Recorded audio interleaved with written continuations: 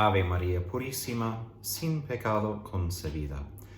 Hoy seguimos el capítulo 13 del libro de Apocalipsis, versículos 5 a 10, sobre la actividad de la bestia y las consecuencias de su actividad.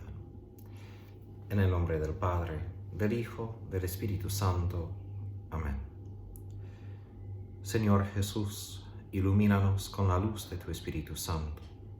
Ayúdanos a comprender tu palabra para que podamos guardarla, cumplirla, a ejemplo de la Virgen María, y ser vigilantes frente de los ataques y acechanzas del demonio, para que en todo seamos fieles a ti y tu palabra. Tú que vives y reinas por los siglos de los siglos. Amén. María, Madre de Misericordia, ruega por nosotros. En el nombre del Padre, del Hijo, del Espíritu Santo. Amén. Comienzo con versículo 5 y leo hasta versículo 10. Le fue dada una boca que profería grandezas y blasfemias, y se le dio poder de actuar durante 42 meses. Y ella abrió su boca para blasfemar contra Dios, para blasfemar de su nombre, de su morada y de los que habitan en el cielo. Se le concedió hacer la guerra a los santos y vencerlos. Se le concedió poderío sobre toda raza, pueblo, lengua y nación. Y la adorarán todos los habitantes de la tierra, cuyo nombre no está inscrito, desde la creación del mundo, en el libro de la vida del Cordero degollado.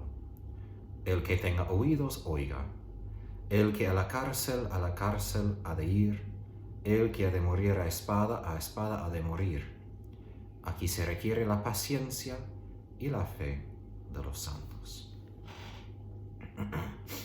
Ahora, escuchamos que la duración de la actividad de esta bestia es 42 meses, lo mismo que 3 años y medio. Es decir, ese periodo de la prueba final profetizada por Daniel. Aunque en otros lugares del libro de Apocalipsis, eso refiere como todo el periodo de la iglesia a lo largo de la historia. Aquí parece, con la bestia, que refiere a esta prueba final, a la etapa final, un tiempo bien fijo antes de la segunda venida. Porque en versículos 7 y 8 escuchamos de esta bestia como dominando sobre todo el mundo y conquistando los santos. Es decir, es una cosa muy concreta, no simplemente algo que ha pasado por los 2000 años, porque no ha pasado así todavía. Es orgulloso, se levanta con soberbia y blasfema. Es decir, según esos nombres que habíamos escuchado en versículo 1, y así refiere a sus intentos de arrogar para sí esos privilegios y prerrogativos divinos. Es decir, que demanda, exige culto, sacrificio, alabanza que pertenece solamente a Dios. También Daniel, por ejemplo, describió el cuerno pequeño en capítulo 7, que había hablado con arrogancia contra el Altísimo. Pablo también habla en su segunda carta a los Tesalonicenses como el que se jacta contra todo Dios y se hace culto o objeto de culto de alabanza, aun poniéndose en el templo santo de Dios. Ahora, la bestia recibió, es decir, le fue dada autoridad a actuar. Aquí es una pasiva divina, es decir, en el gramático no hay sujeto de quién lo hace, pero se presume que es algo que Dios permite. Dios está en control. Aun si parece que la bestia es quien tiene todo el poder, de hecho todo ese poder le fue concedido por Dios. Y por un tiempo bien limitado, Dios permite que el mal pueda vencer de alguna manera. Como Dios permitió también con Jesús. Por un tiempo bien limitado, parecía que las fuerzas enemigas conquistaron a Jesús, que murió en Calvario y quedó en el sepulcro hasta la Pascua. Entonces, la vida de la iglesia, lo que pasa en su prueba, es de vivir los misterios de Jesús y su vida. Entonces, el catecismo, cuando habla de esta prueba final, habla de que la iglesia tiene que pasar por lo que pasó y vivió su Mesías. Si él tuvo que pasar por la crucifixión cuando pareció que Satanás ganó, también la iglesia tiene que pasar por lo mismo. Eso es importante porque, como al fin de esos versículos en 10, habla de tener la fe. Es bien importante mirar todo eso a través de la fe, porque si no es muy fácil desanimarse y quedarse muy confundido. ¿Cómo puede pasar todo esto a la iglesia cuando Dios debe protegernos? Pero Dios lo había predicho con Jesús ahora en ese libro, entonces no debemos estar confundidos que Dios permita que el mal tenga autoridad. Y voy a explicar luego por qué permite esto o cómo puede permitir esto.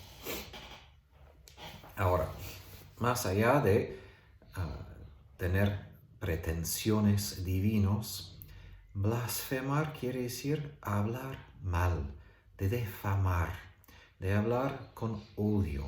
Y eso es lo que la bestia hace contra Dios.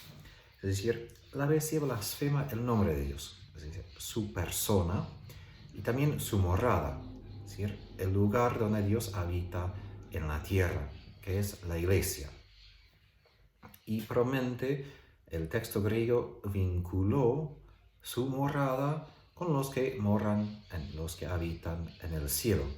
Porque en el Nuevo Testamento la iglesia es donde el cielo y la tierra están juntos. Es decir, los miembros de la iglesia en la tierra ya están unidos a Dios porque son miembros de Cristo, quien está sentado a la derecha de Dios Padre. Eso a través del don del Espíritu Santo, y Él establece una unión con nosotros, los discípulos bautizados, a través de la misa, a través de los sacramentos, cuando estamos dando culto. Entonces, a través de la misa, justo el cielo como se abre para nosotros y ya habitamos en el cielo a través de la misa. Ahora, que también el Espíritu de Dios habita en nosotros, quiere decir que somos el templo de Dios aquí en la tierra. Entonces, la bestia batalla contra Dios y contra su morada en la tierra, que es la iglesia. Nosotros que moramos ya en el cielo, aún estando físicamente en la tierra.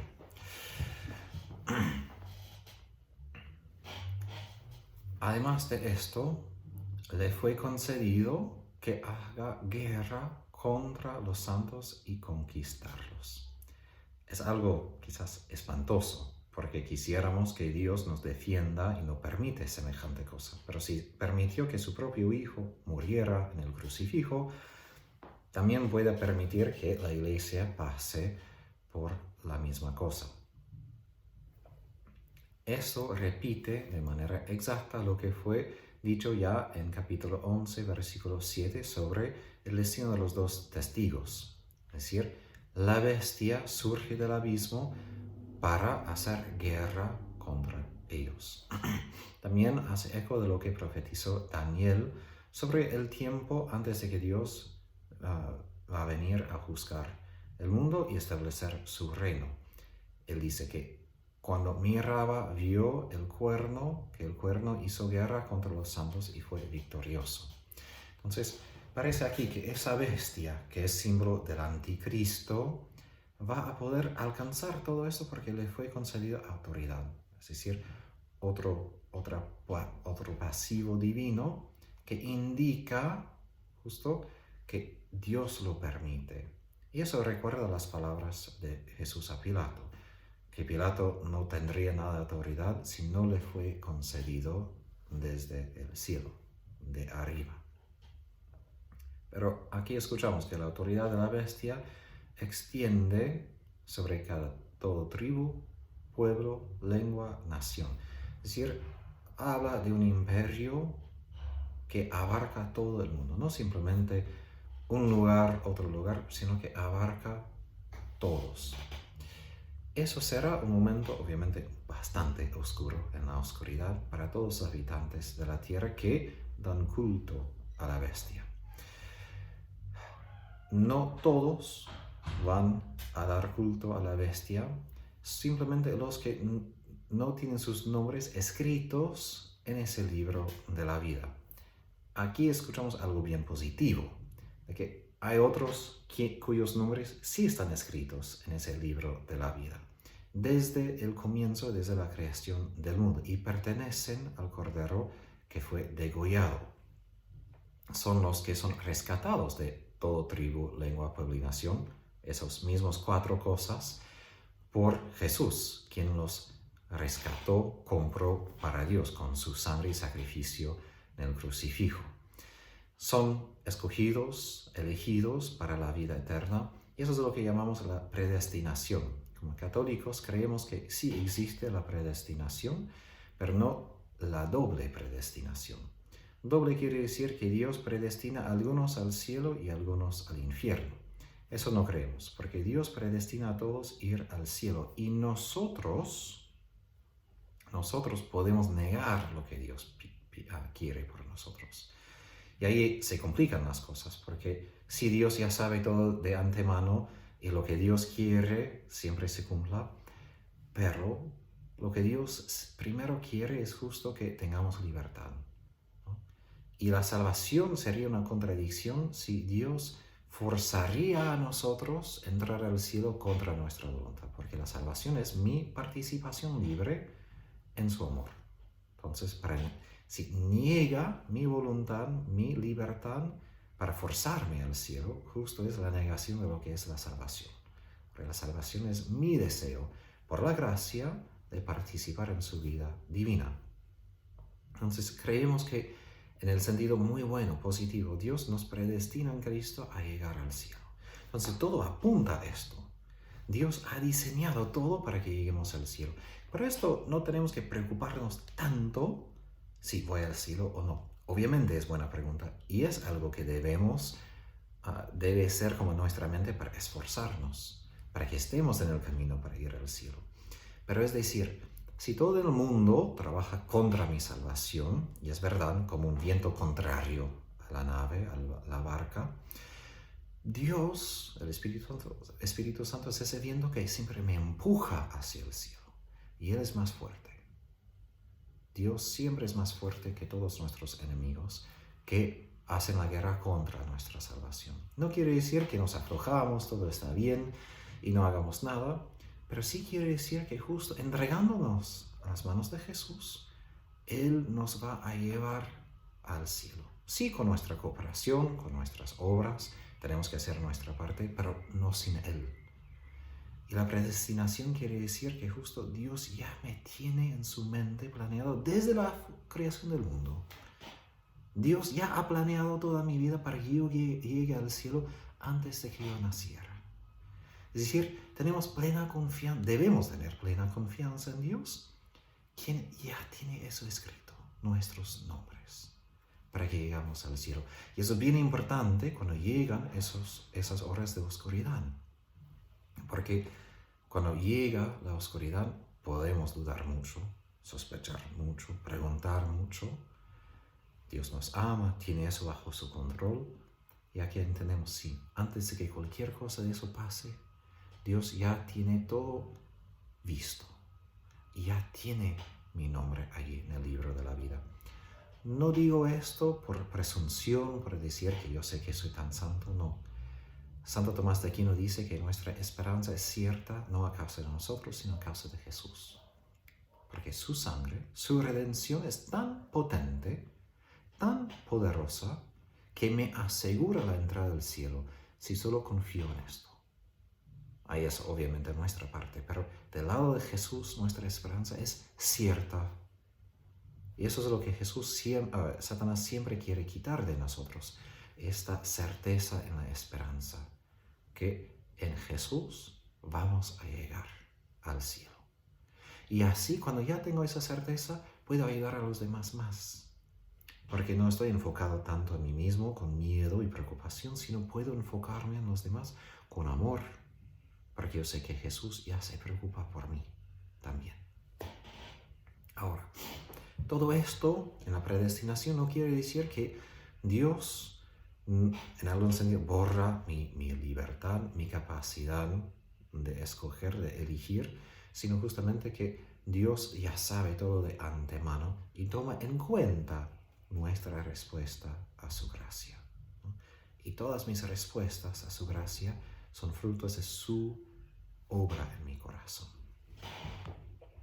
Ahora, en los dos últimos versículos 9 y 10, Juan avisa a su audiencia de las implicaciones de ese poder político de la bestia, una declaración profética que repite la conclusión de los mensajes a las 7 iglesias. Quien tiene oídos a escuchar, que escuchen, oigan. Que presten mucha atención a esto, ¿no? Porque cuando llega el momento necesitamos recordar todo esto, porque sin palabra vamos a quedarnos confundidos.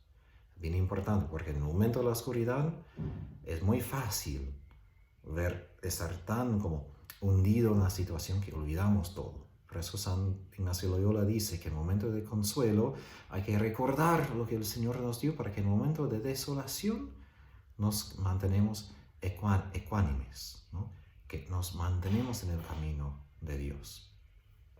Juan profetiza que los que son destinados al cautiverio o de ser asesinados por la espada no van a poder escapar su destino.